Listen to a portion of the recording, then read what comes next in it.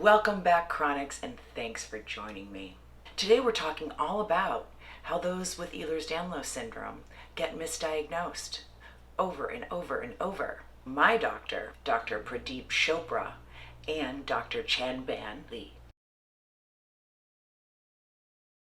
Pretty sure this article is a direct response to Suzanne O'Sullivan, the woman from the UK who wrote the article in the Wall Street Journal.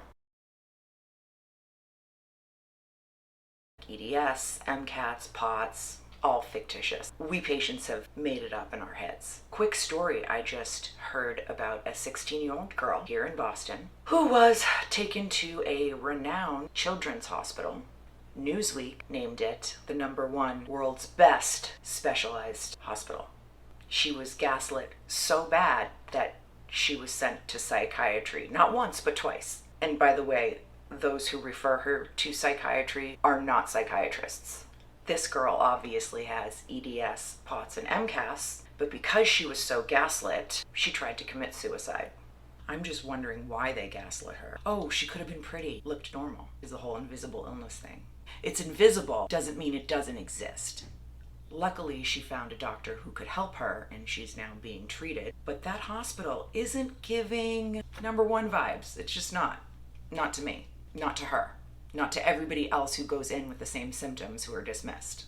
All these conditions do exist. Just ask AI. It will literally tell you all about them.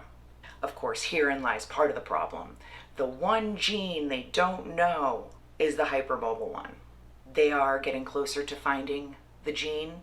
They have found some markers, and the Ehlers Danlos Society has taken it upon itself to fund research to find that gene, since nobody cares. Well, they care and we care, but nobody else cares.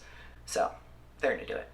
Normal people are misdiagnosed 10 to 15% of the time, whereas people with EDS, only 5% of us haven't been given a misdiagnosis, which means the other 95% has had several misdiagnoses.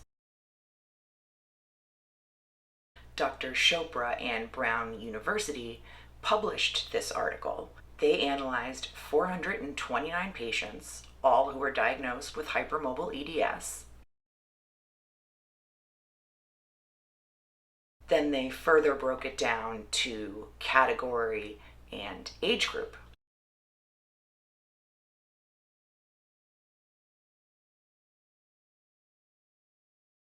The general winner was We're Making It Up. I didn't realize I would be able to make up something so complicated that I didn't even understand. Not far behind was Attention Seeking.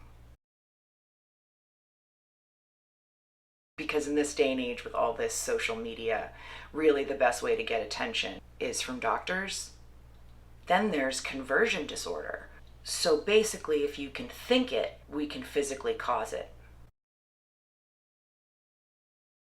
Sounds a lot like manifestation, not medicine. Conditions like Munchausen by proxy.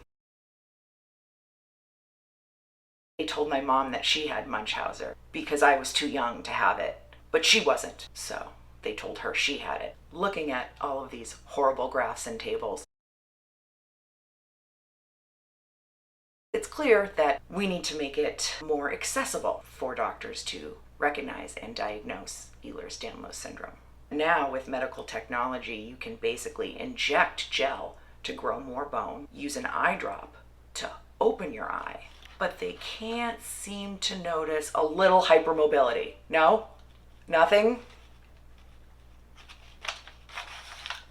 So regardless of anyone giving you a hard time about any of your symptoms that are real, this is why I always say you can't give up, you gotta hang in there, and you can't take crap from anyone.